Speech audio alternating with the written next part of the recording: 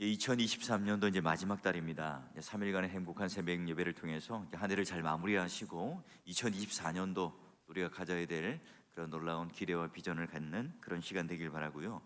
우리가 이제 사도행전을 읽을 때 이제 익숙치 않은 이유가 뭘까? 바로 이제 바울이 가는 이 선교 여행지 많은 지역들이 나와요. 이 지역들이 우리에게는 한 번도 가본 적이 없죠. 물론 우리 중에는 성경지리 탐방 또는 성지순례를 갔다 오신 분은 내가 이곳 가본 곳이지라고 연상을 하면서 이렇게 은혜가 될 수 있지만, 그렇지 않으면 우리가 이제 인터넷에 보면 이렇게 바울의 선교 여행 검색어를 치면 지도가 나올 겁니다.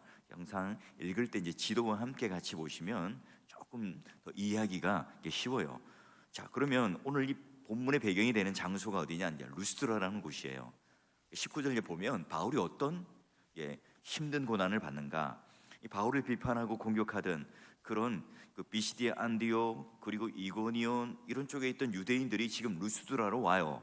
그리고 때를 지어 와서 또 이제 루스드라에 있는 사람들을 막 충동질합니다.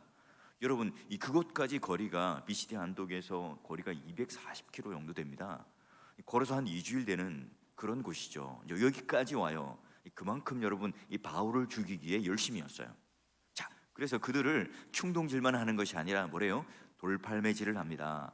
이 바울이요 얼마나 돌을 맞았던지 흠씬 두들겨 맞고요, 딱 죽은 줄 알고 그 사람들이 죽었구나, 이제 시체를 질질 끌고 나와서 성 밖으로 내다버립니다. 자, 이제 제자들이 이 바울의 주위에 둘러 모였죠. 이 바울을 이제 어떻게 우리가 장례를 치를까?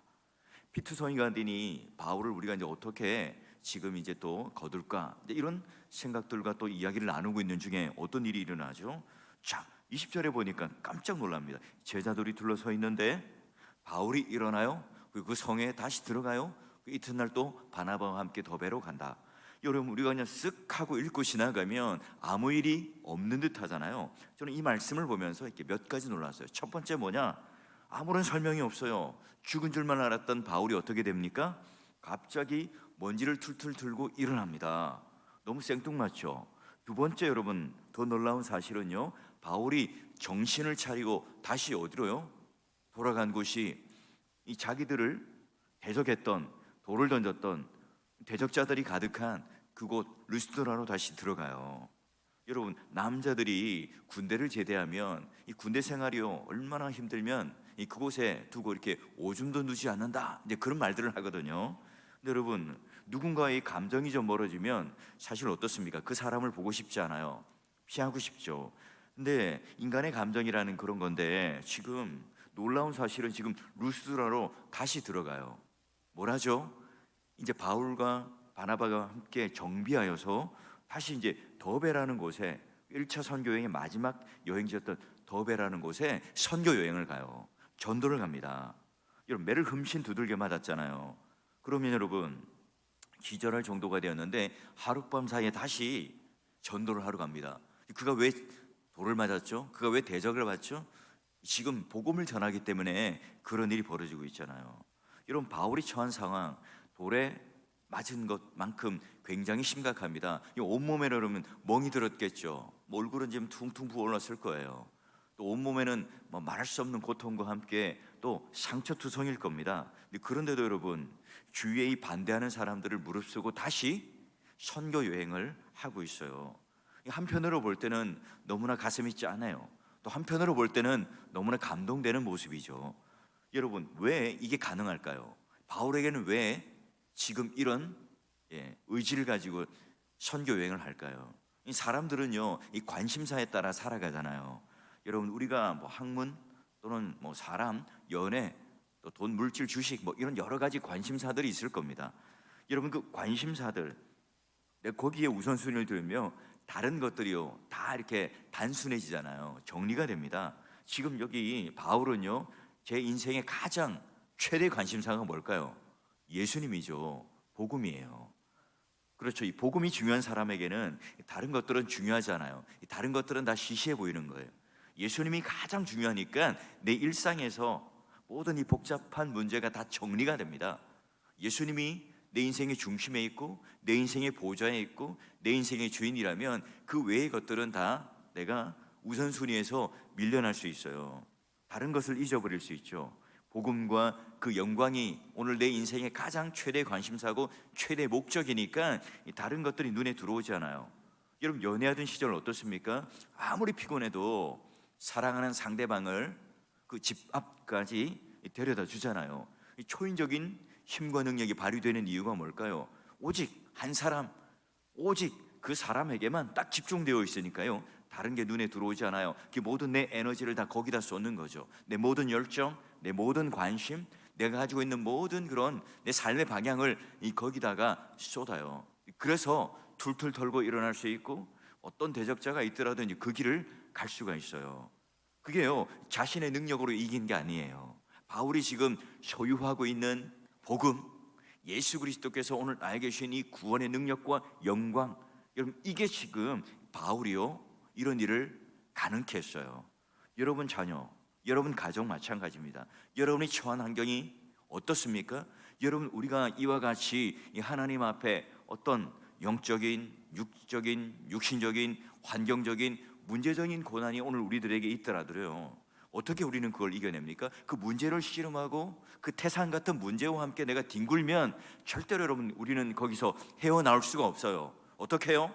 바울처럼 바로 예수 그리스도가 오늘 내 인생의 중심이 되고, 그분의 오늘 복음과 그 능력에 관심을 갖고 내가 하나님 앞에 엎드릴 때 우리 자녀들, 직장, 또 환경적인 모든 이 문제들 속에 내가 바로 그 하나님의 복음과 그 능력을 인하여 다시 툴툴 털고 일어날 수 있고, 오늘 하나님께서 그런 회복의 능력을 주실 뿐만 아니라 우리가 가는 그 길, 분명한 목적과 가치와 우선순위를 들고요, 이 다른 것들을 정리할 수 있는 그런 능력이 생기죠. 그런 여러분, 오늘 우리 인생 가운데도 마찬가지입니다. 여러분에게 있어서의 가장 큰 문제, 가장 큰 어려움, 그 난관이 뭡니까? 그렇다면 다시 한번 우리가 내 인생의 관심사가 무엇인지를 한번 점검해 보고요, 우리 사랑하는 자녀들, 내 가정, 이 직장의 모든 문제도 이와 같은 이 복음의 능력으로 다시 한번 여러분 삶 가운데요 나타나고요, 그 증거를 받고요, 이와 같이 하나님 앞에 다시 일어서서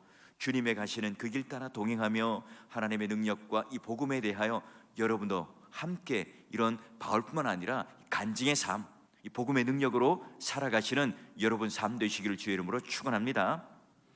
그럼 중요한 건요, 이 더베라고 하는 것이 1차 전도 여행의 마지막 지점이라 했잖아요.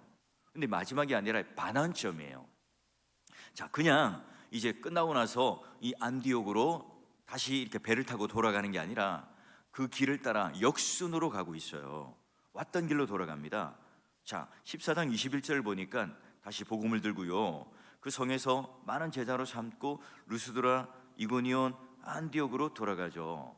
그러니까 역순으로 돌아가면서 지금 신방하면서 그들을 만나요. 여러분, 위험천만한 곳 아닙니까? 지금 지나오면서 목숨을 걸고 복음을 전했고 많은 대적자들이 계속해서 그곳에 있는 상황이에요. 다시 그 지역을 통과하면서 뭘 한다고요? 그가 복음을 전했던 제자들, 새가족들, 교회들을 돌봐요. 그들을 다시 복음으로 무장시키고 양육하고 돌보고 신방하고 또한 그들을 살펴요. 여러분, 얼마나 감동적입니까? 우리 선교사님들 보면 한국에 딱 돌아와도 머릿속에는 그 선교지뿐이에요. 그곳에 있는 현지 리더들, 그 교회 사정들 계속 마음의 염두에 두면서 마음은 항상 그곳에 가 있다고 그렇잖아요. 지금 바울도 마찬가지입니다. 그런 위협을 너무나 잘 알잖아요. 왜요? 본인이 정보로 들은 게 아니에요. 지금 지나오면서 몸소 체험하고 겪었던 곳입니다. 그곳을 다시 돌아간다 그래요. 그 지뢰밭을, 그 적들이 가득한 그곳을. 왜요? 그것보다도 큰 가치가 있기 때문에 그렇죠. 무슨 가치죠? 제자들이 그가 전했던 복음을 듣고 지금 이제 막 새싹이 되어서 자라가고 있는 그 성도, 새 가족들이 눈에 선하니까요, 그들을 보러 다시 돌아가요. 그러면서 뭘 합니까? 오늘 보니까 이 세 가지를 합니다. 먼저 보니까 이 바울이 그들을 양육하고 플랜팅, 세우는 양육의 원리를 가지는데, 첫 번째, 제자들의 마음을 굳게 해요. 이 무슨 말이냐? 우리가 예수를 처음 믿을 때는요 감동이 됩니다.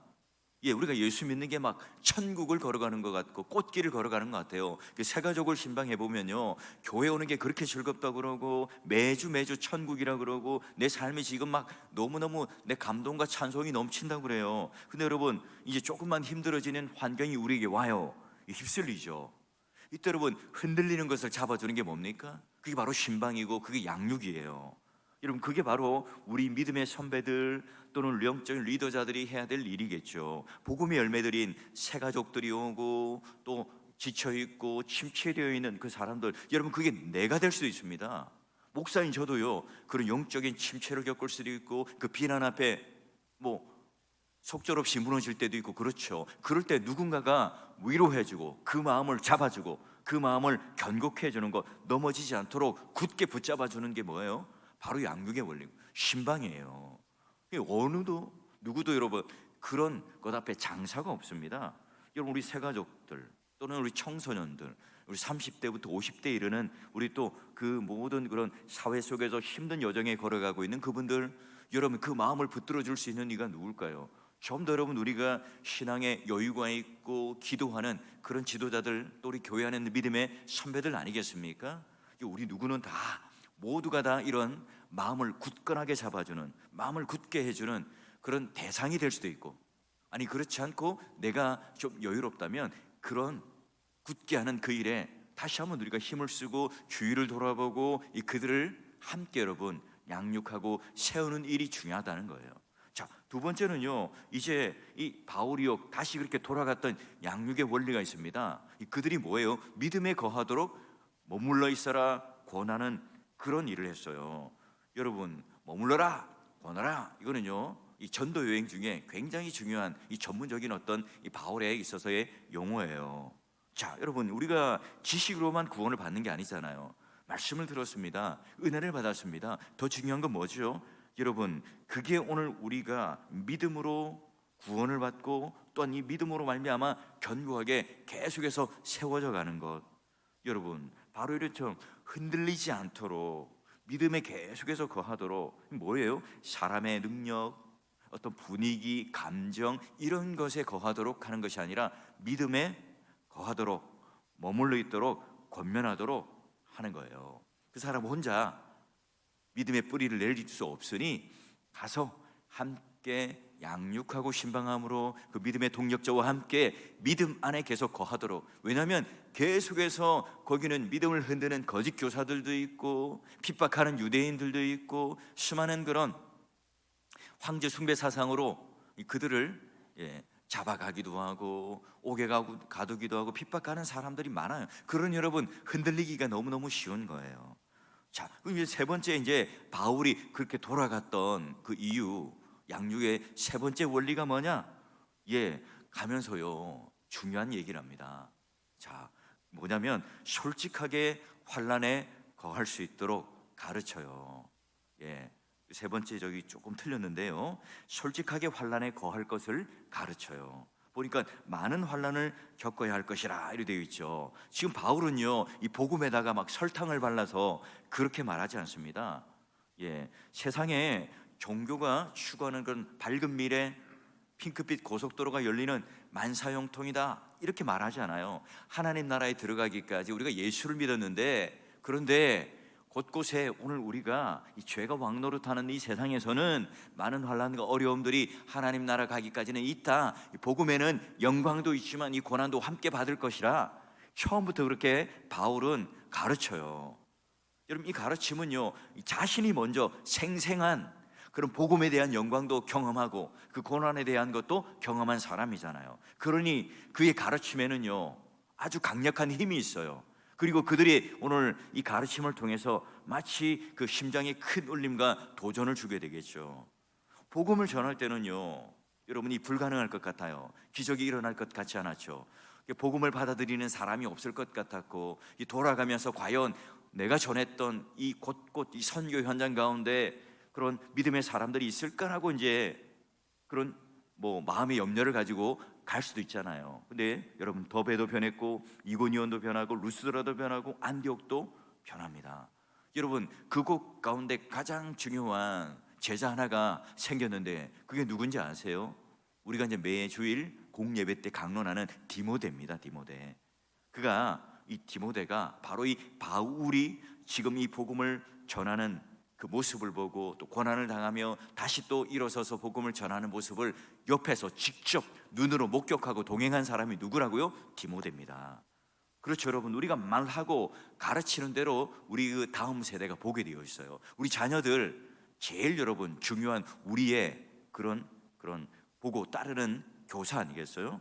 여러분, 바울은요 이 스데반의 영향을 받죠. 그리고 예수 그리스도로부터 말씀을 듣죠. 스데반은 누구로부터요? 예수 그리스도의 십자가와 제자들로부터 영향을 받았어요. 그러므로 그런 영향을 받은 사람들끼리 이어져서 지금 하나둘 이 복음의 씨앗이 뿌려지고 그 은혜가 거하는 곳으로 교회가 세워져 갔어요. 너무너무 멋지죠. 너무너무 감동적이에요. 여러분, 이제 그곳 각각의 이 교회들을 어떻게 그러면 이제 바울이 후속 조치를 하는가? 23절에 보니까 이래 되어 있어요. 각 교회에 뭘 택하느냐? 장로들을 택해요. 그리고 금식 기도를 시키고요. 또 그 은혜에 부탁하던 곳에 잘 그 사람들을 통하여 하나님의 은혜로 잘 이루어지도록 부탁을 합니다. 그래요. 여러분, 제일 중요한 게 뭘까요? 복음을 전하고 양육했는데 그곳에 사람을 세우는 곳, 지도자를 세우는 곳, 장로님들을 택해서 기도하고 금식하는 그 일로 잘 부탁합니다 라고 그들에게 부탁합니다. 지난주일 공예배 때 말씀드렸죠. 진리 안에서 성장하는 것, 중요한 게 뭡니까? 첫 번째는 말씀 안에 거하는 것, 두 번째는 성령으로 기도하는 것, 그걸 통해서 오늘 우리들에게 흘러넘치는 그 긍휼을 흘려보내는 것이 진리 안에 성장하는 거죠. 그 일들을 지금 하기 위해서 누구를 세워요? 교회 선물로 그 장로들, 지도자들을 세워서 지금 그 흔들리지 않도록 잘 양육되도록 환난 가운데 흔들리지 않고 또 그들과 함께 복음과 영광을 받도록, 환난을 받도록 가르치라는 거죠. 여러분, 선교, 양육, 교회가 세워지는 것, 목양, 이런 것들은 뭡니까? 철저하게 여러분 하나님 은혜에 위탁하는 거예요. 장로들을 세웠다는 그 의미도 뭡니까? 사람을 세웠다는 의미가 아니라 사람에 통해서 뭔가 이루어졌다는 게 아니에요. 내 열정, 내 뜻, 내 마음, 이런 것들이 있지만 여러분, 좋은 그런 목회자, 선교사, 전도자가 얼마나 능력을 갖추고 학위를 갖췄느냐, 이것보다 더 중요한 게 뭘까요? 그 사람이 하나님의 은혜에 의탁하고 기대는 사람인가? 그 지도자가 하나님을 의식하며 하나님을 의존하고 의탁하며 모든 것을 맡기며 그 사역을 하고 있는가?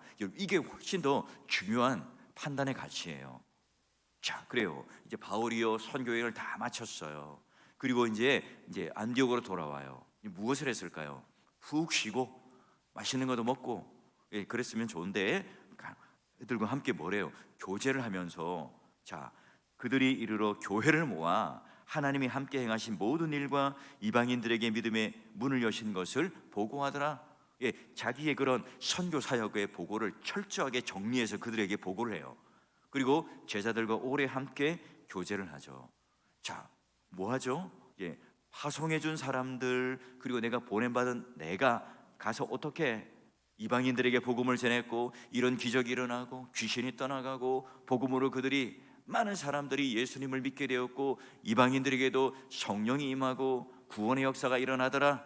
그리고 내가 루스드라에서는 죽을 뻔했는데 기적이 일어나서 내가 살아났고 다시 돌아오면서 그 많은 열매가 맺혀진 것을 확인했습니다. 간증을 해요. 그러므로 말미암아 보내는 자도, 보냄을 받은 자도 감동과 은혜가 넘쳤겠죠. 그러면 서로가 뭐래요? 격려하고 위로하고 칭찬하고 세워줘요. 그걸 통해서 다시 그들이 세움을 받죠.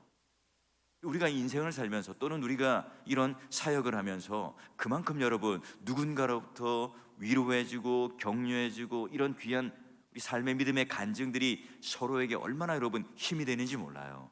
그리고 여러분 충분히 안식을 제공하며 그들과 오래 함께 있었다. 선교사님들이요 한 번씩 귀국하면 정말 외롭죠. 또 눈치가 보인다고 그래요. 왜냐하면 교회 한번 오면 뭔가 바라고 또 뭔가 요구하러 온 것처럼 느껴져서 눈치가 보이기도 하고 또 자존감이 떨어진다고 그러더라고요. 여러분, 우리가 딱 볼 때 하나님 앞에 다시 한번 우리가 어떻게 이런 복음을 전하며 양육을 하며 또 지도를 하는 이 사람들을 대할까? 또 이 모습을 보면서 한번 우리는 곱씹어 봅니다.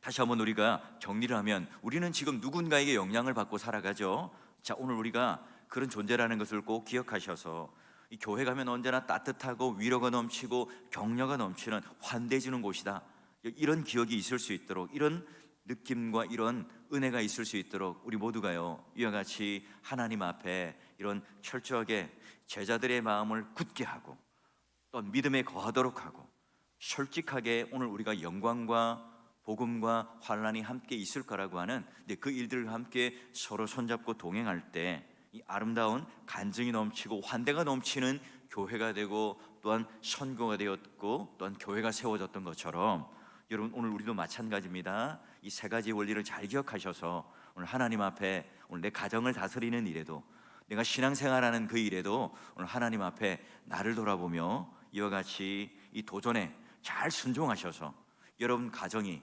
여러분 그런 주위에 있는 모든 환경이, 또 우리 사월교회가 하나님 앞에 이런 수많은 영적 지도자들 통해서 또 하나님 앞에 이런 위로와 격려와 또 말씀으로 굳건하게 세워지는 이 일들을 통해서 하나님 앞에 건강한 믿음의 사역자 바울뿐만 아니라 스데반뿐만 아니라 또 디모데라고 하는 그런 걸출한 인물의 지도자와 또 제자가 또 출현하고 나타났던 것처럼 오늘 다음 세대를 이어가는 그런 우리 믿음의 계승을 하는, 또 믿음의 우리 후배들, 제자들, 또 우리 언약의 자손들이 잘 세워질 수 있도록 우리가 먼저 이런 믿음의 본을 보이고 우리가 먼저 이렇게 그들을 세우고 양육하고 또 위로하고 격려하는 그 믿음의 그런 아버지요, 어머니요, 또 믿음의 선배로서도 또 여러분 잘 세워져 가길 바라고요.